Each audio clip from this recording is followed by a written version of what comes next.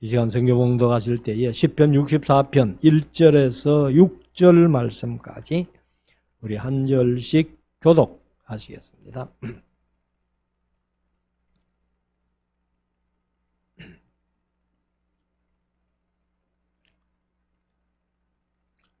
하나님이여 나의 근심하는 소리를 들으시고 원수의 두려움에서 나의 생명을 보존하소서.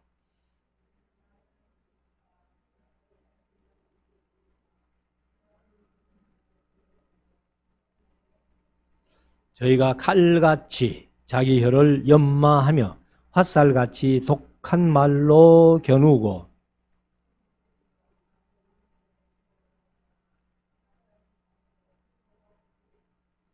저희는 악한 목적으로 서로 장려하며 비밀이 올무놓기를 함께 의논하고 하는 말이 누가 보리요 하며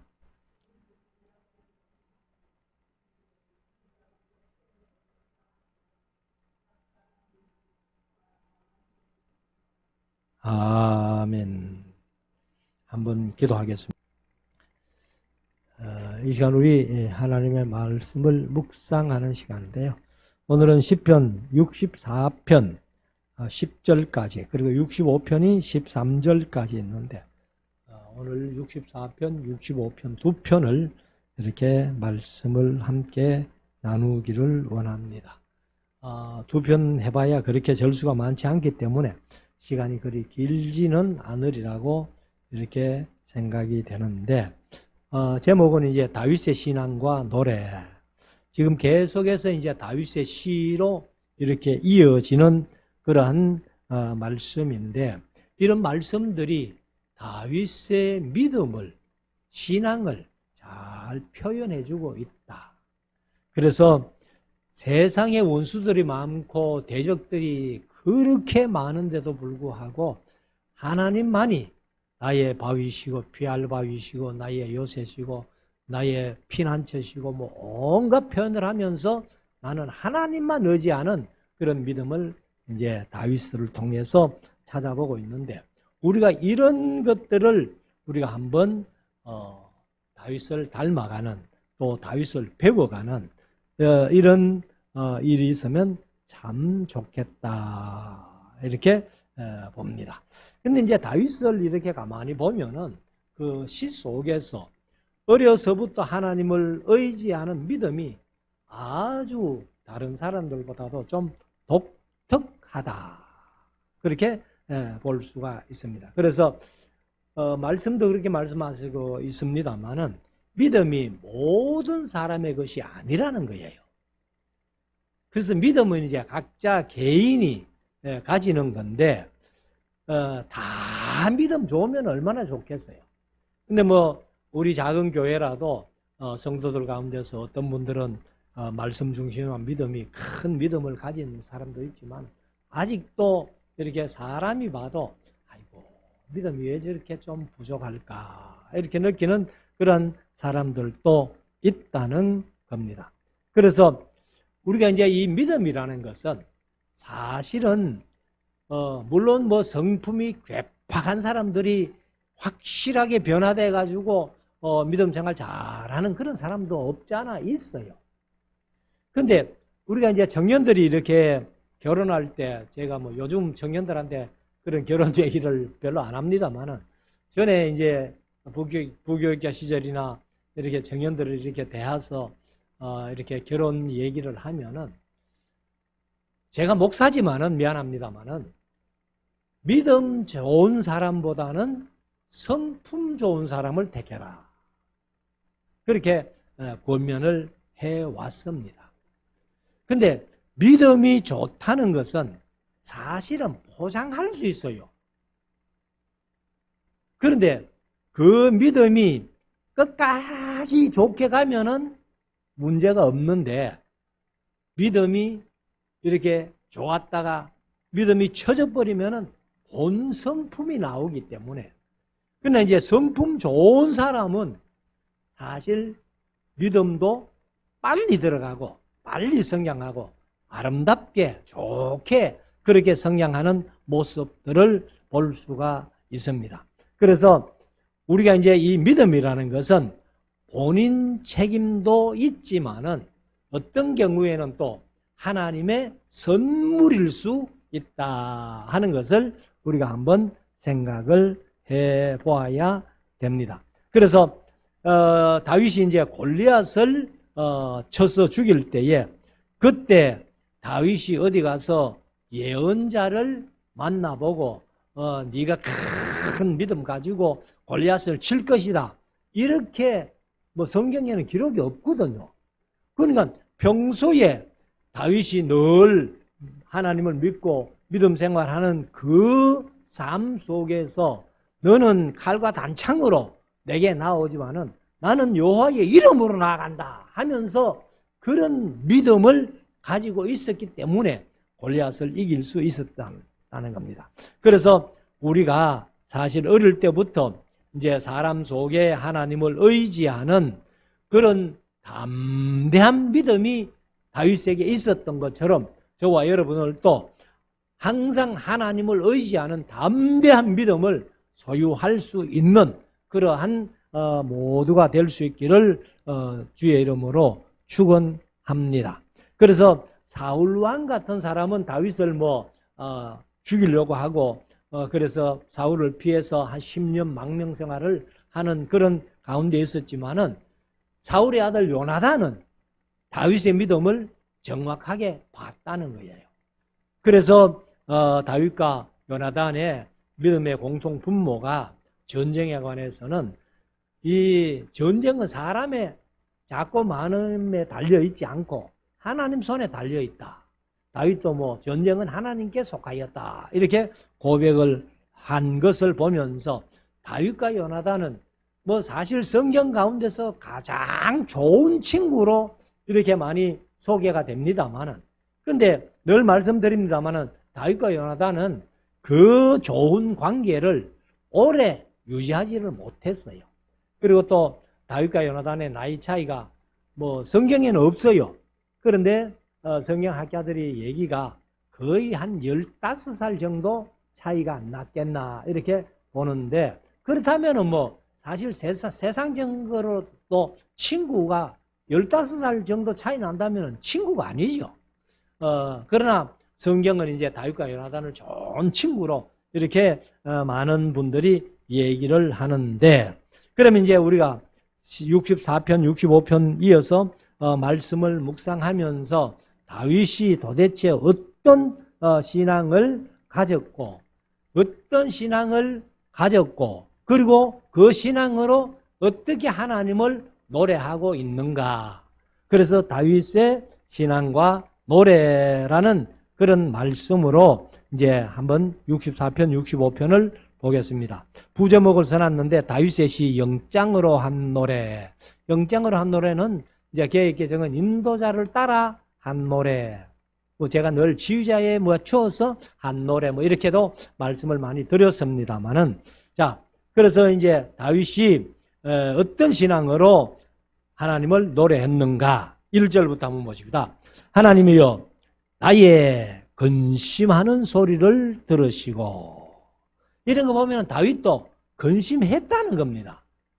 그런데 그냥 우리가 근심하는 것처럼 아이고 어찌할꼬 하고 이렇게 육신적인 그런 근심보다도 하나님 앞에 그 근심을 내어놓았다는 거예요.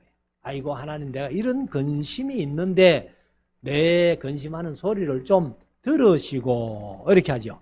내 근심하는 소리를 들으시고 원수의 두려움에서 나의 생명을 보존하소서. 그래서 다윗이 아무리 믿음이 돈독한 사람이라 할지라도 자기를 해하려고 하는 원수가 있고 자기 생명을 해치려고 이제 행악하는 자가 비밀한 꾀를 내고 죄악을 짓는 사람들의 요란한 속에 자기가 항상 노출되어 있다는 그런 인식을 하는 거죠. 그러니까 근심할 수밖에 없잖아요.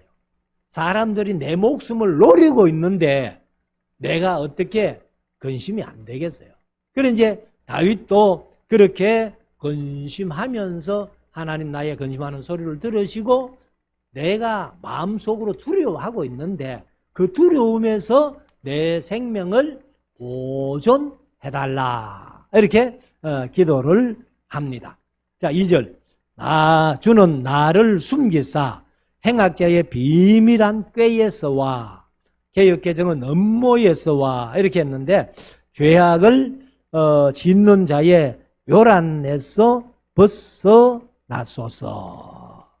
그래서 이 죄악 이제 행악자의 음모 꾀를 이제 이렇게 모의를 하는 거죠. 서로 야 우리가 다윗을 어떻게 죽일고 다윗을 어떻게 좀 괴롭힐고 이런 음모 그리고 죄악을 짓는 자 그러니까 남을 해치고 악한 일을 하는 그런 요란에서 벗어나소서. 요란이라는 것은 그런 무리 그런 군중 이런 뜻입니다. 그래서 그 많은 죄악을 짓는 자의 무리에서 나를 벗어나게 좀 해달라 이렇게 기도를 합니다. 3절. 저희가 칼같이 자기 혀를 연마하며 그러니까 칼로 사람을 죽이는 것보다도 입술로 말로 사람을 괴롭히는 경우가 얼마나 많습니까? 그래서 이 악한 자들이 꾀를 내는 것이나 음모하는 것이나 그래서 자기 혀를 연마한다는 게 계속 칼을 갈듯이 자기 혀를 연마해가지고 다윗을 괴롭히고 또 화살같이 독한 말로 겨누고 그러니까 화살을 직접 쏘는 것보다는 말로 그냥 사람을 그렇게 힘들게 괴롭게 한다는 거죠. 그래서 4절에 가면은 숨은 곳에서 완전한 자를 소려하다가 갑자기 쏘고 두려워하지 않도다 이렇게 말씀을 하는데 이렇게 이제 사람들이 자기 혀를 연마하고 화살같이 독한 말로 이렇게 딱 겨누고 있다가 숨어서 겨누고 있으니까 다윗이 알아먹지 못하잖아요. 그러니까 언제 내가 화살을 맞을지 언제 내가 이 목숨이 달아날지 그렇게 위태한 가운데서 이렇게 이제 하나님 앞에 기도하면서 그렇게 악한 말로 화살같이 독한 말로 이렇게 사람을 괴롭히면서도 이 사람들이 두려워할 줄 모르는 거예요. 왜? 하나님을 모르기 때문에. 저와 여러분들 하나님을 믿고 하나님을 알기 때문에 이렇게 하면 하나님이 싫어할 것이다 하고 하나님을 두려워서라도 이런 악을 행할 수 없는데 그런데 성경에 많은 사람들이 보면은 하나님을 두려워하지 않으니까 온갖 악을 꾀하고 그렇게 한다는 거죠. 자, 5절. 저희는 악한 목적으로 서로 장려하며 개역개정은 격려하며 그러니까 야, 너 잘한다 하고 이렇게 격려해 주는 것도 악한 목적이라는 거예요. 선한 목적. 어떤 선한 일을 해나가면서 야, 참 잘합니다. 이렇게 격려해 주면 얼마나 좋아요. 그런데 악을 꾀하는 악한 목적으로 서로 이제 장려하며 격려하며 비밀이 올무놓기를 함께 의논하고 하는 말이 누가 보리요 하며 그러니까 이 사람들 하나님이 없다는 거예요. 우리는 어디 가서 무슨 일을 한다 할지라도 사람은 지금 보지 않지만은 하나님께서 늘 불꽃 같은 눈으로 우리를 살피고 계신다는 그런 믿음이 있기 때문에 함부로 악을 저지를 수 없잖아요. 근데 이런 사람들은 하나님이 없기 때문에 이렇게 악한 꾀를 하고 악을 저지르면서도 누가 우리를 보랴? 아무도 보는 사람 없어. 그러니까 하나님을 두려워할 줄 모르는 그런 사람들인데 자 6절 저희는 죄악을 도모하며 이르기를 우리가 묘책을 찾았다 하나니 각 사람의 속뜻과 마음이 깊도다. 이렇게 있는데, 사실 이제 여기 마음이 깊도다라고 번역해 놨는데, 마음이 깊은 것은 좋은 의미잖아요. 야, 그 사람 참 속 깊은 사람이다. 이런 표현 하잖아요. 그 사람 속 깊은 사람이다 하면은 어때요? 부정적인 의미가 아니고, 야, 그 사람 참 좋은 사람이구나. 이런 의미인데, 이게 이제 번역이 잘못됐다는 거예요.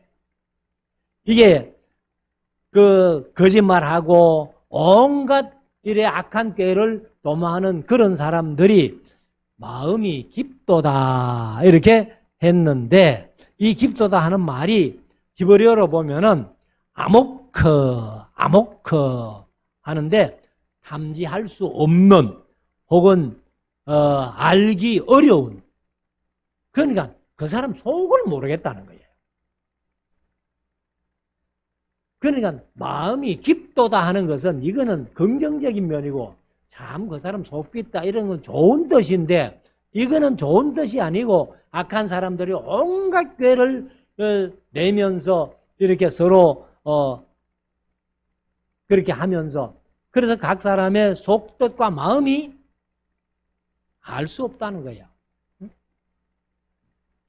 그래서 우리가 이제 번역이 참 어렵다 하는 것이 이런 얘기인데, 아무튼 마음이 깊도다라고 우리말은 번역되어 있는데, 그게 이제 좋은 의미의 마음이 깊은 게 아니고, 이게 마음을 알 수 없는, 다른 사람이 탐지해낼 수 없는 이런 이제 뜻을 가지고 있습니다. 7절. 그러나 하나님이 저희를 소시리니, 그러니까 그 사람들이 어떠한 악한 묘책을 만들어낸다 할지라도 하나님께서 그들을 쏜다는 거예요.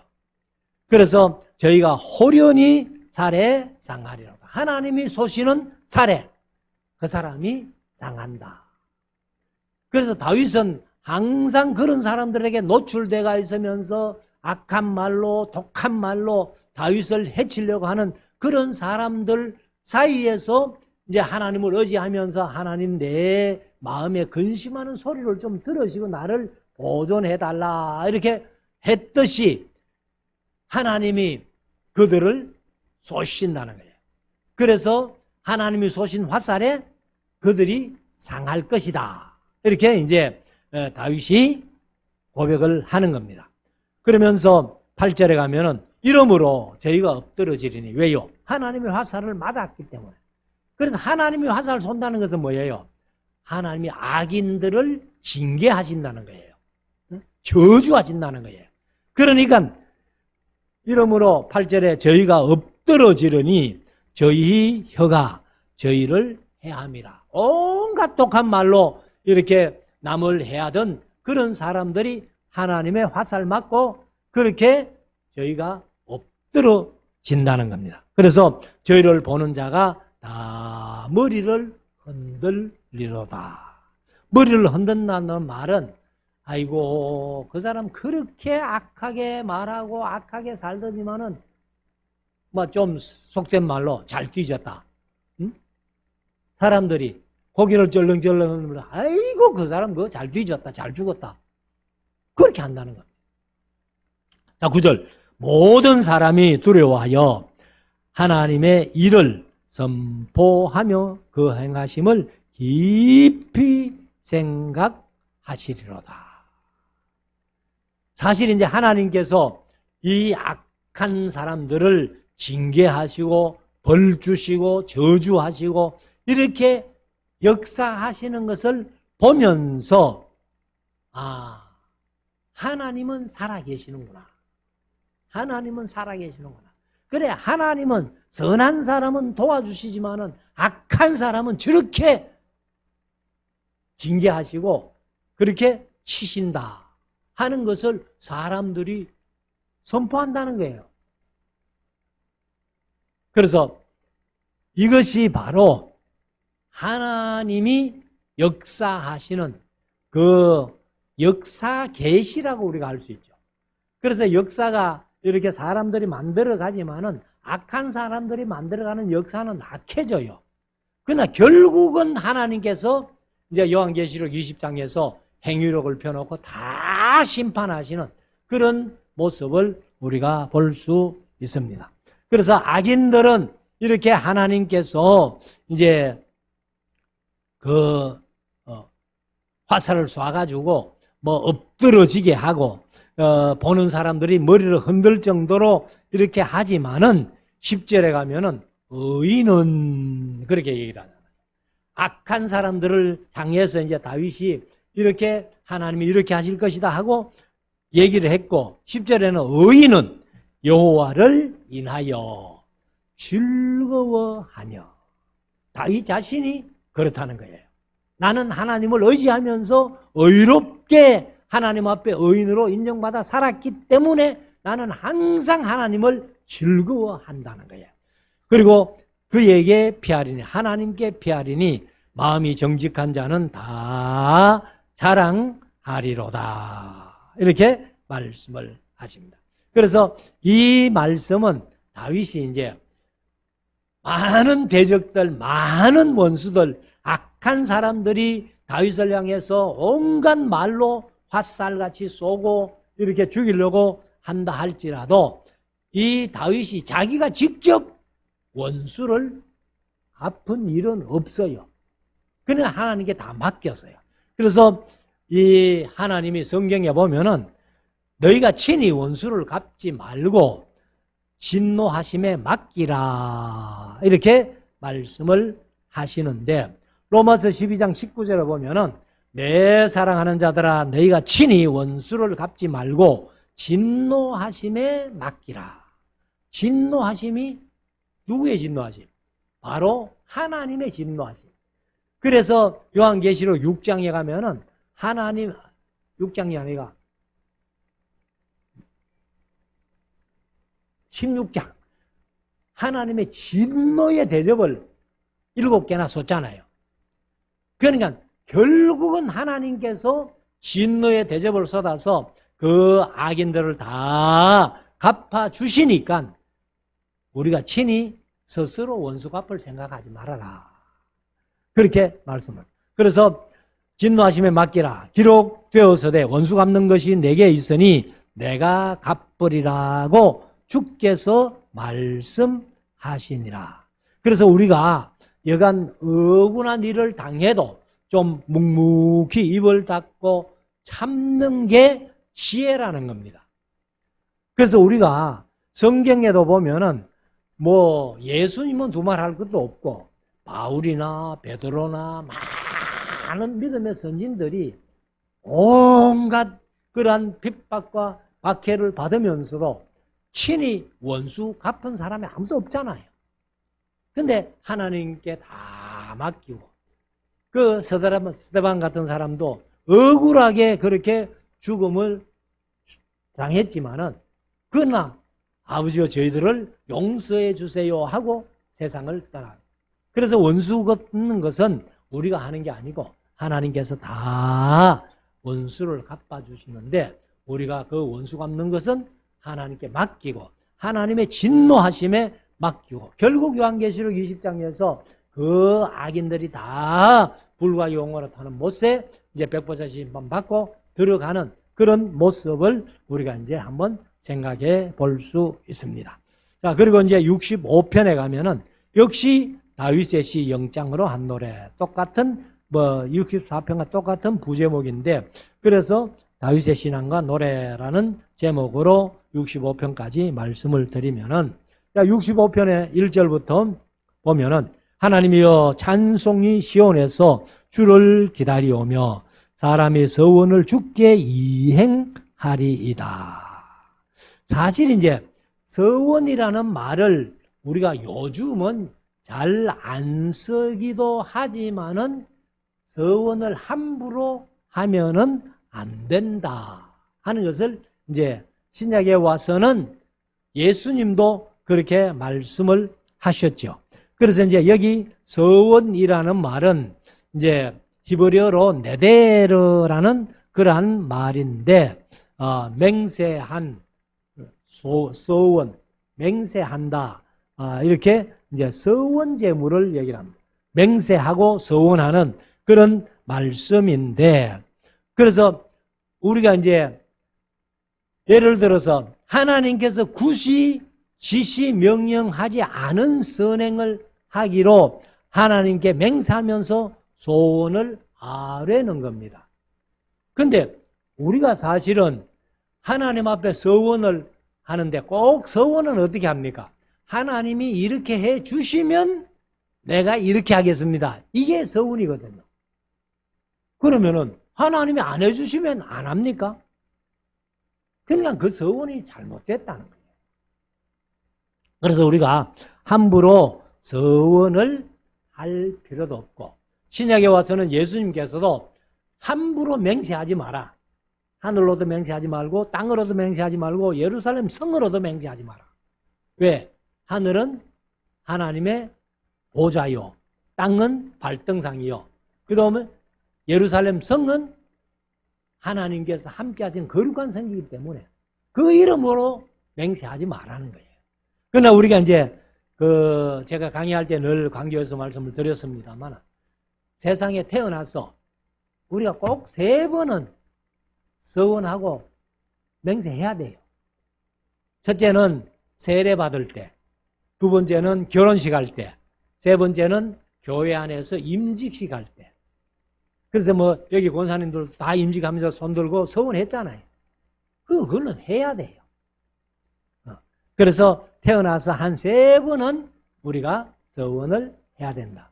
물론 이제 남자분들 같은 경우는 세례 받을 때 서원을 했고, 임직 받을 때, 장립 집사 받을 때 서원하고, 또 장립 집사가 장로 되면은 또 서원하고, 장로 하다가 또 강도사 진학해 가지고 강도사 고시 치면은 또 서원하고, 목사 안수 받으면 또 서원하고.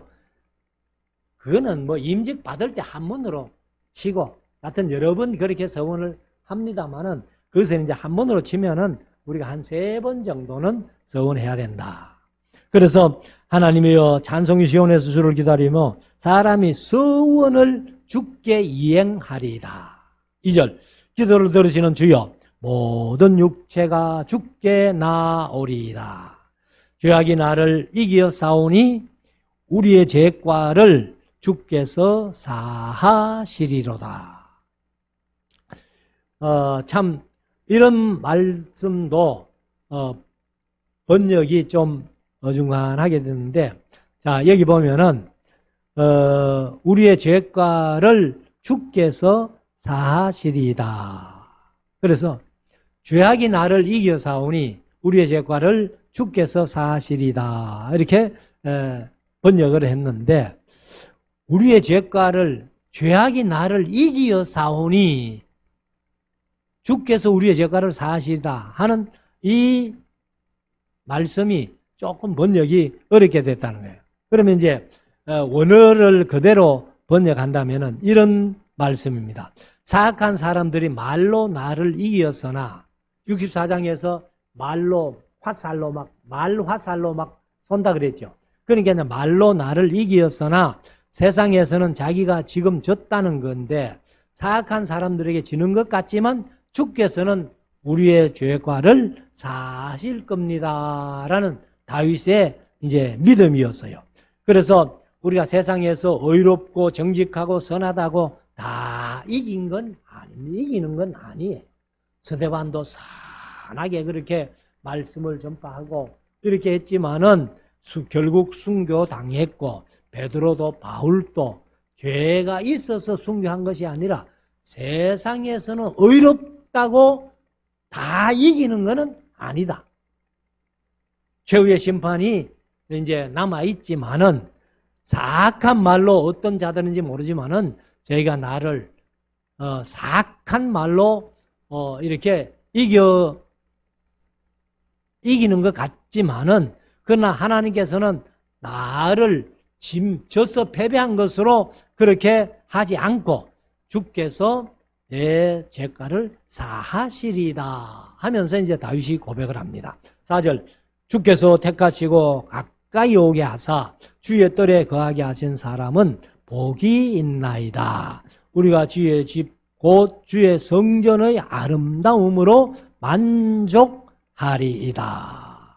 그래서 우리가 이제 세상 살아가면서 주께서 택하셔서 하나님의 귀한 자녀 삼으시고 주의 뜰에 하는 것은 이제 성전 뜰을 얘기를 하는데, 사실은 거기에 우리가 이제 사실은 예배당이라는 것은 여기지만은 우리가 세상 살아가면서 마음속에 항상 마음의 성전이 있잖아요. 그래서 그 믿음으로 사는 사람들, 그런 사람들은 복이 있다라고 그렇게 고백을 하면서 주의 집, 곧 주의 성전의 아름다움으로 만족하겠다, 이렇게 고백합니다. 5절, 우리 구원의 하나님이시여 땅의 모든 것과 먼 바다에 있는 자에 의지할 주께서 의를 쫓아 어미하신 일로 우리에게 응답하시리이다. 여기 이제 어미하신 일, 이렇게 얘기를 했는데, 이건 사실은 그 어미하신 일이라고 그렇게 번역을 했는데, 히브리 원어는 그냥 야레입니다. 제가 이제 야레를 자주 얘기를 했는데, 두려워하다, 무서워하다, 그리고 그 뒤에 가면 또 경외하다, 그런 뜻이거든요. 그러니까 이제 우리가 주님만 의지하고 하나님만 의지하는 이유가 두려움으로 우리에게 응답하신다는 거예요. 그러니까 이제 어미하신 일이라고 번역했는데, 야레라는 말이 두려움, 무서움, 경외하다, 이런 뜻이거든요. 그래서 이 두려운, 제일 쉬운 말이 이제 두려운 그런 뜻인데, 두려워하다 하는 그런데, 두려운 일로 우리에게 응답하시리이다.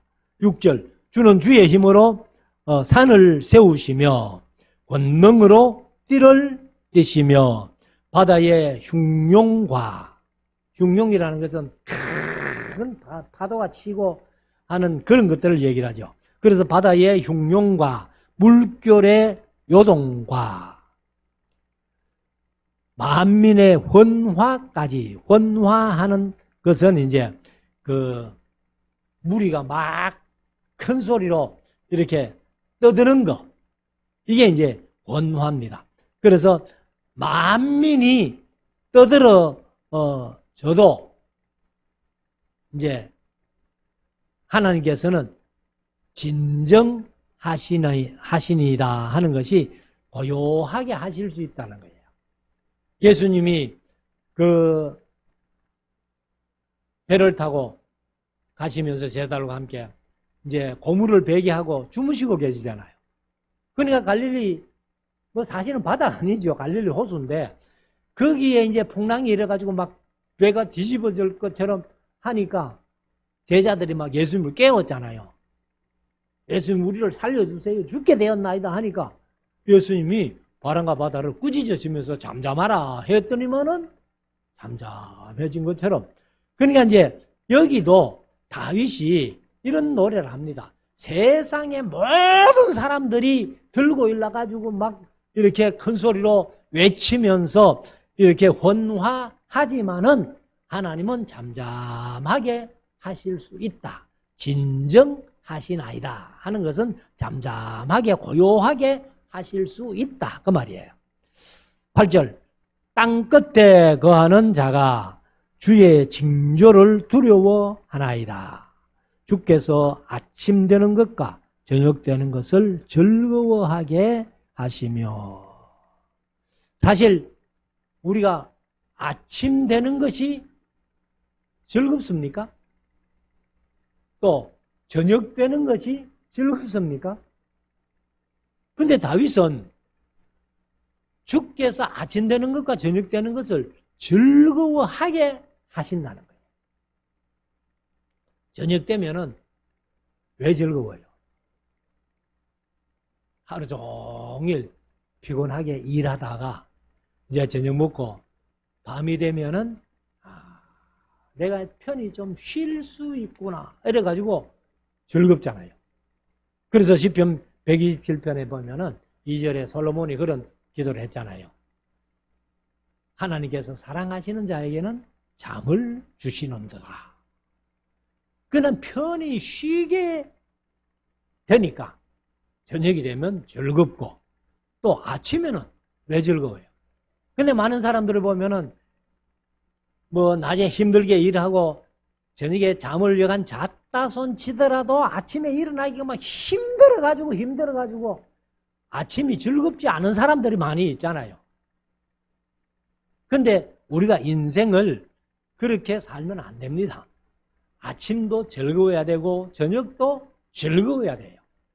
이것이 인생에 사는 목적이죠. 삶이죠, 참. 그래서 우리가 항상 이렇게 아침도 즐거워지고 저녁도 즐거워질 수 있는 그런 삶을 우리가 사는 것이 그게 진정한 복이다. 9절 땅을 권고하자 물을 대어 심히 윤택케 하시며 하나님의 강에 물이 가득하게 하시고 하나님의 강이라고 했는데 이게 이제 강이 아니고 펠레그 하는 말은 시냇물 이런 뜻인데 시내가 조금 올라가면은 샘 근원이 있잖아요. 원천이라고 하죠.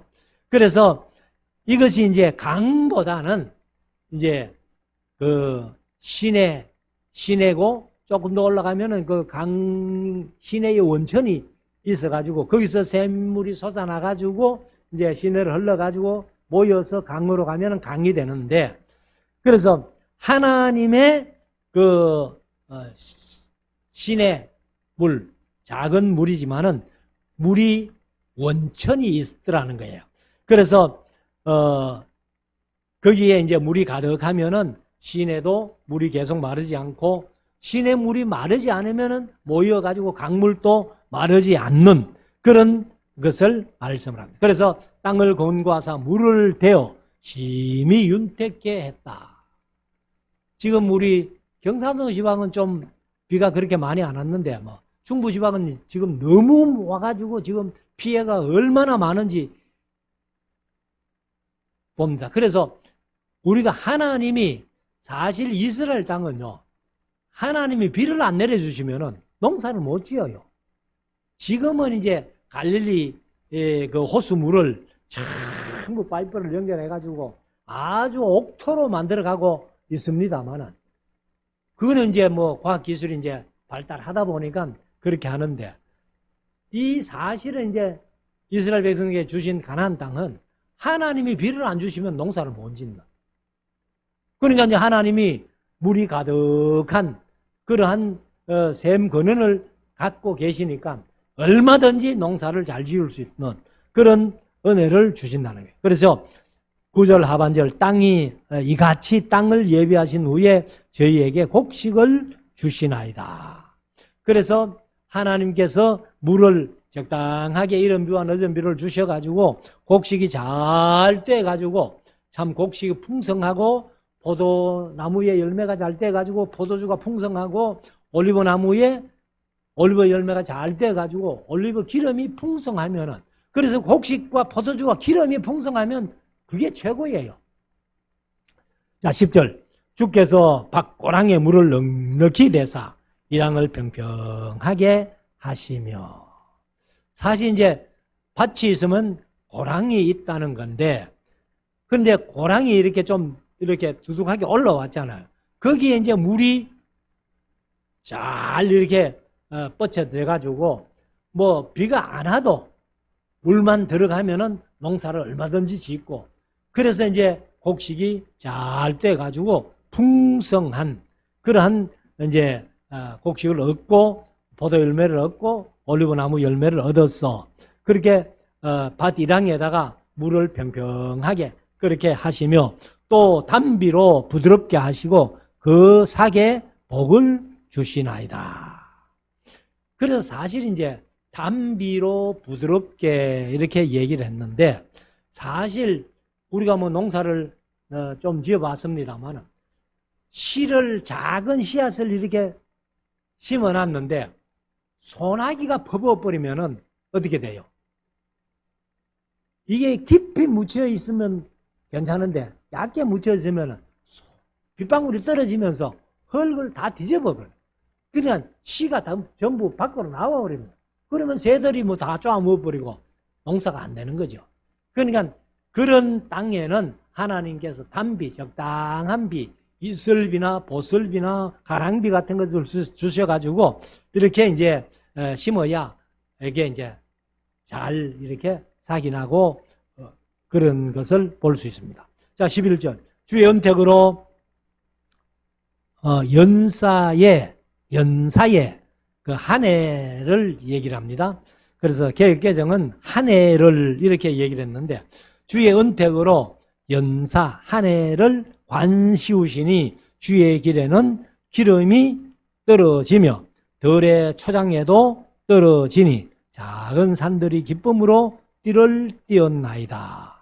그래서 이제 들에는 비가 적당하게 와가지고 곡식이 잘 떼고 초장에는 비가 적당하게 와가지고 풀이 잘 떼가지고 그래 이제 양들이 먹고 소들이 먹고 이렇게 짐승들도 잘 떼는 그래서 이제 산들이나 초장이나 들이나 전부 하나님이 적당하게 주시는 비로 인해 가지고 곡식이나 초목들이 잘 됨으로써 서로 기쁜 그런 기쁨으로 띠를 띈다는 거죠. 13절 마지막 절 초장에는 양떼가 입혔고 양떼가 입혔고 하는 말이 이제 양떼가 많다 그 말이죠. 그리고 골짜기에는 곡식이 덮였음에 여기 이제 골짜기라고 그렇게 표현했습니다만 골짜기의 곡식이 우리 개념으로는 이해가 안 되죠. 산골짜기에 무슨 곡식 농사가 지을 수 있어요. 근데 제가 늘 강의하면서 말씀드렸습니다만 여기 이제 성경의 계곡이라는 골짜기라는 것은 산과 산 사이는 이게 아무리 평평한 덜이라도 골짜기라고 표현합니다.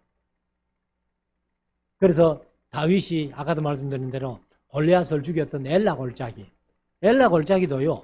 거기 가보면은 아주 밭이 좋은 밭이 그러니까 산과 산 사이에 거기 이제 엄청난 덜이고 밭인데도 골짜기로 표현해. 그러니까 그 밭에 곡식들이 잘 됐다는 거예요.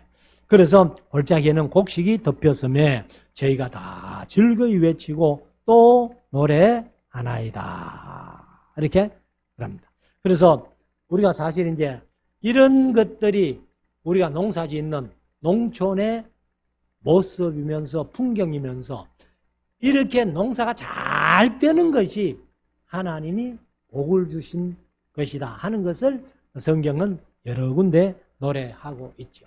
그래서 우리가 이 다윗의 신앙과 노래를 다시 한번 기억하면서 우리의 신앙도 다윗처럼 또 우리가 늘 노래하고 찬송하는 것도 다윗처럼 그렇게 하나님을 찬송하고 찬양하면서 하나님을 기쁘시게 하는 우리 모두가 될 수 있기를 주의 이름으로 축원합니다. 기도드리겠습니다.